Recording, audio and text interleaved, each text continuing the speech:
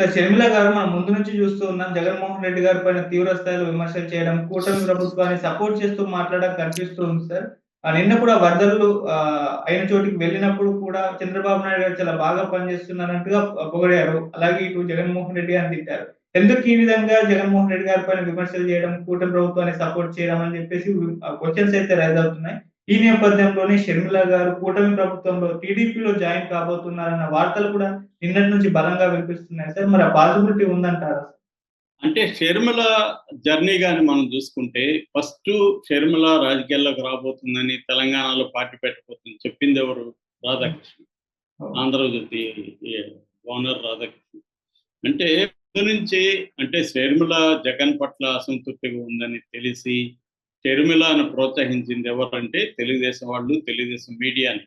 ఇక్కడ కూడా లేకపోతే ఆమెకు ఆ స్థాయి మైలేజ్ ఇక్కడ కూడా వచ్చుండేది కదా. ఆమె ఎవరు? కేవలం రాజశేఖర రెడ్డి బిడ్డ. ఆమె సొంతంగా రాజకీయాల్లో చేసింది ఏం లేదు. రాజశేఖర రెడ్డి బిడ్డగా ఉన్నింది. తర్వాత జగన్ జైల్లో ఉన్నప్పుడు జగన్ వదిలిన బాణం అని చెప్పి ఆమె వెళ్ళింది తప్ప ఆమె ఇండిపెండెంట్‌గా రాజకీయాల్లో ఎప్పుడూ బలంగా లేదు. అయితే తర్వాత జగన్ అధికారంలోకి వచ్చినాక ఆమెకు రాజకీయ ఇంపార్టెన్స్ ఇవ్వడం మానేశాడు. దాంతో సైలెంట్ అయిపోయింది కొద్ది రోజులు. దాని తర్వాత ఆమె తెలంగాణకు వచ్చేసింది. అప్పుడు ఆమె అక్కడ ఆంధ్రప్రదేశ్‌లో లేదు. తెలంగాణకు వచ్చి ఆమె వైఎస్ఆర్‌టీపీ పార్టీ పెట్టి ఇక్కడ పనిచేయడం మొదలుపెట్టింది. తెలుగుదేశం మీడియా ఇక్కడ కూడా ఆమెకు విపరీతమైన మైలేజ్ ఇవ్వడం, ఆమెతో ప్రత్యేకమైన ఇంటర్వ్యూలు ఇవ్వడం ఇవన్నీ చేశారు. అప్పుడు కూడా ఎవరు వదిలిన బాణం అనే చర్చ కూడా జరిగింది. ఒకటేమో కేసీఆర్ జగన్ కలిసి ఈమెను ఇక్కడ రంగంలో దించారు. కేసీఆర్‌కి యాంటీ ఇన్కంబెన్సీ ఓట్లను చెల్చడానికి ఈమెను పెట్టారనేది ఒక వెర్షన్. మోడీ ఆధ్వర్యంలోనే ఈమెను ఇక్కడ ఉంచారని ఇంకొక వెర్షన్. ఇలాగా వచ్చాయి. ఫైనల్‌గా ఏం తేలింది? ఆమె జగన్‌కి యాంటీగా మారిపోయింది. అందుకని జగన్‌కి యాంటీగానే పార్టీ పెట్టింది. ఎందుకంటే సునీత విషయంలో ఆమె క్లియర్‌గా జగన్‌కి యాంటీగా స్టేట్మెంట్లు ఇవ్వడం మొదలుపెట్టింది. అక్కడి నుంచి షర్మిలలో మార్పు మనకి కొంత క్లియర్‌గా కనబడుతుంది. దాంతో ఆమె సడన్‌గా ఇక్కడ పార్టీ మూసేసి కాంగ్రెస్‌లో చేరింది. కాంగ్రెస్‌లో చేరడం వెనుక చంద్రబాబు గేమ్ ప్లాన్ ఉందనేది కూడా ఒక వార్త. ఎందుకంటే చంద్రబాబు ఆయన టాక్టిక్స్ గమనిస్తే తన మనుషుల్ని వివిధ పార్టీల్లో ఆయన ఉంచుతాడు. అంటే కోవర్ట్లు అంటారు వాళ్ళని, లేకపోతే కవర్ ఆర్గనైజేషన్స్ అనొచ్చు, ఏమన్నా అనొచ్చు. సో వీళ్ళని వేరే వేరే పార్టీలకు పెట్టారు. తను ఓపెన్‌గానే నలుగురు రాజ్యసభ సభ్యుల్ని బీజేపీలోకి పంపించలేదు. అట్లాగే బీజేపీలో కొంతమందిని పంపించి బీజేపీతో టైఅప్ పెట్టుకొని తన మనుషులకే మళ్ళీ ఆయన పదవులు ఇచ్చిన కామినేని శ్రీనివాసరావు లాంటి పదవులు ఇప్పుడు సత్యకుమార్ ఆయన కూడా తెలుగుదేశం వ్యక్తి. ఇలాగ కొంతమందిని తెలుగుదేశంలో నుంచి బీజేపీలోకి పంపిస్తాడు, కొంతమందినేమో కాంగ్రెస్‌లోకి పంపిస్తాడు. రేవంత్ రెడ్డి కూడా ఆయన పంపించిన వ్యక్తే కదా. ఆయన చేరమంటేనే రేవంత్ రెడ్డి వెళ్ళి కాంగ్రెస్‌లో చేరాడని రేవంత్ రెడ్డి చెప్పినట్టుగా ఉన్నాడు ఒకసారి.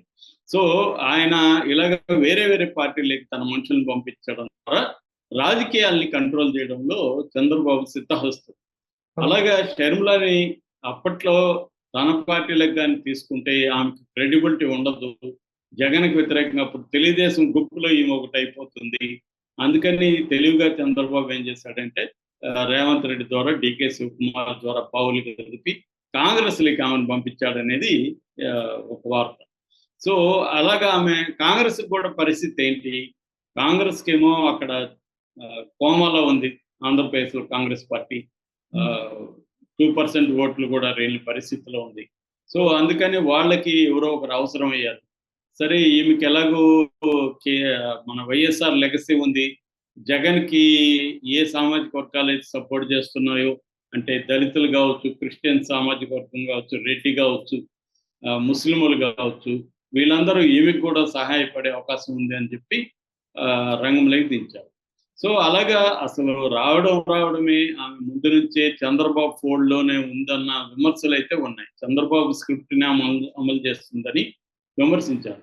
బట్ అప్పుడు కొంతవరకు జగన్ ఈ వాదన అయితే ఏదో ఉందో ఆమె చంద్రబాబు మనిషి అనే వాదనని ప్రజలందరూ నమ్మలేదు. ఎందుకంటే ఆమె అధికారంలో జగన్ ఉన్నాడు కాబట్టి జగన్‌కి యాంటీగా పోరాటం, వివేకానంద ఇష్యూని బలంగా తీసుకెళ్లడం, ఇవన్నీ ఎలక్షన్‌లోకి వచ్చేసరికి ఆమె వల్ల కూడా జగన్ నష్టం జరిగిందన్నది వాస్తవం. ఎందుకంటే జగన్ ఓట్లని కొన్ని చోట్ల ఆమె చేర్చగలిగింది. ఆ రకంగా చంద్రబాబుకు ఉపయోగపడింది. చంద్రబాబు ప్లాన్ ఏంటంటే జగన్ ఓటు బ్యాంక్‌ని ఆమె కొంత చీలిస్తే చంద్రబాబుకి హెల్ప్ అవుతుంది. అది ఖచ్చితంగా చంద్రబాబు వ్యూహం పనిచేసింది. గతంలో కూడా వైఎస్ రాజశేఖర రెడ్డి కూడా అసలు చిరంజీవి దగ్గర పార్టీ పెట్టించిందే వైఎస్ రాజశేఖర రెడ్డి అనే ఒక వాదన ఉంది. అట్లాగే ప్రజారాజ్యం కాంగ్రెస్‌లోకి వెళ్ళిపోయే ముందు ప్రజారాజ్యం నుంచి అనేక మంది ఇటు వస్తామంటే కూడా ఆహ్, లేదు మీరు ప్రజారాజ్యంలోనే ఉండి మాకు అనుకూలంగా పనిచేయండి అని వైఎస్ రాజశేఖర రెడ్డి చెప్పాడని చెప్తారు. సో ఇది చాలా మంది రాజకీయ నాయకులు, సీనియర్ రాజకీయ నాయకులు చేసే టాక్టిక్స్. తమ మనుషుల్ని వేరే పార్టీలో పెట్టడం. అలాగా ఆమె పనిచేసింది. చంద్రబాబుకు ఉపయోగపడింది ఎన్నికల్లో. ఎన్నికలైన తర్వాత కూడా ఆమె జర్నీ చూస్తే ఆమె క్లియర్‌గా జగన్ మీదే పోరాడుతుంది తప్ప అధికారంలో ఉండే ఎన్‌డీఏ కూటమి మీద పోరాటం లేదు. యాక్చువల్‌గా కాంగ్రెస్ పీసీసీ అధ్యక్షురాలిగా ఆమె ప్రధాన కర్తవ్యం ఎన్‌డీఏకి వ్యతిరేకంగా పోరాటం చేయాలి. అంటే చంద్రబాబు ప్రభుత్వానికి వ్యతిరేకంగా పోరాటం చేయాలి. కానీ అది ఎప్పుడు చేయట్లేదు. కాంగ్రెస్ కూడా మరి ఆమెను ఎందుకు అలో చేస్తుంది? ఎందుకు చెప్పట్లేదు కాంగ్రెస్? నువ్వు ఎన్‌డీఏ ప్రభుత్వానికి వ్యతిరేకంగా పోరాడాలి కానీ జగన్‌కి వ్యతిరేకంగా ఎందుకు పోరాడుతున్నావు అని అడగట్లేదా? అన్న డౌట్లు ఇప్పుడు అందరికీ వస్తున్నాయి. మరి ఈమెకు తెలీదా రేపు నేను ఇలా చేస్తే కాంగ్రెస్ పార్టీ నన్ను నిందిస్తది, నన్ను తీసేయొచ్చని ఈమెకు తెలీదా? అంటే క్లియర్‌గా ఆమె అన్నీ డిసైడ్ అయింది. చంద్రబాబు డిసైడ్ అయ్యానని చెప్తున్నారు. ఆమె కాంగ్రెస్‌ని వదిలి తెలుగుదేశంలో చేరిపోయే అవకాశాలు ఆమెకు కనిపిస్తున్నాయి. తెలుగుదేశంలో చేరితే ఆమెకు మంత్రి పదవి కూడా ఇస్తానని చంద్రబాబు చెప్పాడని చెప్తున్నారు. ఆమెకు రేపొద్దున ఏ ఎమ్మెల్సీనో చేసి ఆమెకు మంత్రి పదవి ఇస్తానని చంద్రబాబు హామీ ఇచ్చినట్టు తెలుస్తుంది. అలాగ ఉన్నప్పుడు ఆమె మళ్ళీ రేపు 2029 ఎలక్షన్‌లో జగన్‌ని ఇబ్బంది పెట్టడంలో అంటే ఒక ఫ్యామిలీ ఎప్పుడైనా కూడా ఫ్యామిలీ మెంబరు, ఒక మహిళ, ఆడపడుచు నాకే అన్యాయం జరిగింది, జగన్ నాకే అన్యాయం చేశాడు, తోడబుట్టిన చెల్లికి ఇంక మీకు చేస్తాడా అన్న ఒక నెరేటివ్‌ని ముఖ్యంగా స్త్రీలలో తీసుకోవడంలో ఆమె బాగా హెల్ప్ అయింది. రెండోది షర్మిల ఇతర ఏ రాజకీయ నాయకుల కంటే కూడా స్క్రిప్ట్ లేకుండా ఆమె అనర్గళంగా ఉపన్యాసం ఇవ్వగలదు. ధైర్యంగా తను అనుకున్నది చెప్పగలదు. కుండ బద్దలు కొట్టినట్టు చెప్పగలదు.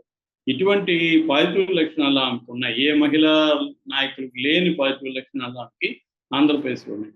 సో వీటిని ఉపయోగించుకొని చంద్రబాబు మొన్నటి వరకు అటుపక్క ఉన్న దాన్ని మళ్ళీ తన వైపు తీసుకొచ్చి ఆమెను ఒక ఆయుధంగా జగన్‌కి వ్యతిరేకంగా వాడుకోవడంలో చంద్రబాబు సక్సెస్ అయ్యాడు. గతంలో కూడా చంద్రబాబు పవన్ కళ్యాణ్ కూడా ఇదే రోల్‌లో పెట్టాడు. పవన్ కళ్యాణ్‌ని ఆయన కూడా సెపరేట్ పార్టీ పెట్టించారు అంటే పవన్ కళ్యాణ్‌ని పార్టీ పెట్టడం వెనక కూడా చంద్రబాబు ఉన్నాడనే వార్తలు వస్తున్నాయి.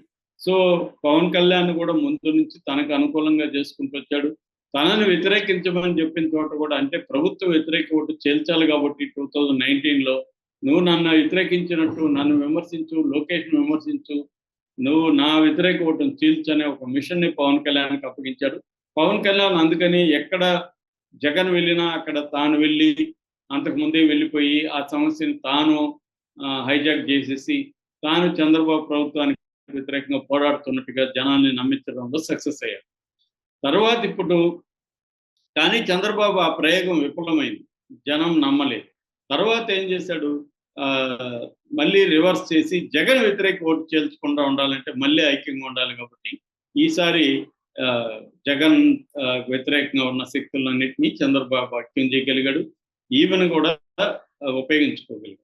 అందుకనే ఇప్పుడు మెల్లమెల్లగా ఆమె తెలుగుదేశంలో చేరడానికి సిద్ధమైపోయి కాంగ్రెస్‌తో గొడవపడి తెలుగుదేశంలోకి వెళ్ళిపోవాలి అన్న ఎందుకంటే కాంగ్రెస్‌లో ఆమె చేసేదేమి లేదు. కాంగ్రెస్‌లో ఆమెకు అనుకూలంగా ఎవరు లేరు. కాంగ్రెస్ ఏమి డెవలప్‌మెంట్ అనేది లేదు. ఈమెను నమ్మి ఎవరు పార్టీలో ఇక్కడ ఎలాగైతే వైఎస్ఆర్‌టీపీ పార్టీ ఎంత ఘోరమైన పెర్ఫార్మెన్స్ ఇచ్చిందో అక్కడ కూడా కాంగ్రెస్ అంతే ఇచ్చింది. కాబట్టి ఇప్పుడు కాంగ్రెస్‌లో ఉండే పెద్దవాళ్ళందరూ కూడా ఈమె అసంతృప్తి ఉంది.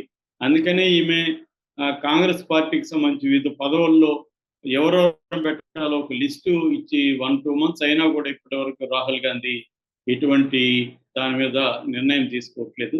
క్లియర్‌గా రీసెంట్‌గా కూడా షర్మిల జత్వాని విషయంలో జగన్నే విమర్శించింది. జగనే చేశాడని చెప్పింది. తర్వాత కుట్లవల్లేరు కేసులో అసలేమీ లేదని కితాబు ఇచ్చింది. చంద్రబాబుకి లేటెస్ట్‌గా బ్రహ్మాండంగా పనిచేస్తున్నాడు వరదల్లో చంద్రబాబు అని చంద్రబాబు కితాబు ఇస్తుంది. అంటే క్లియర్‌గా ఆమె జర్నీ గాని చూసుకుంటే ఖచ్చితంగా ఆమె తెలుగుదేశంలో జాయిన్ అవుతుందనే దాంట్లో సందేహం లేదు.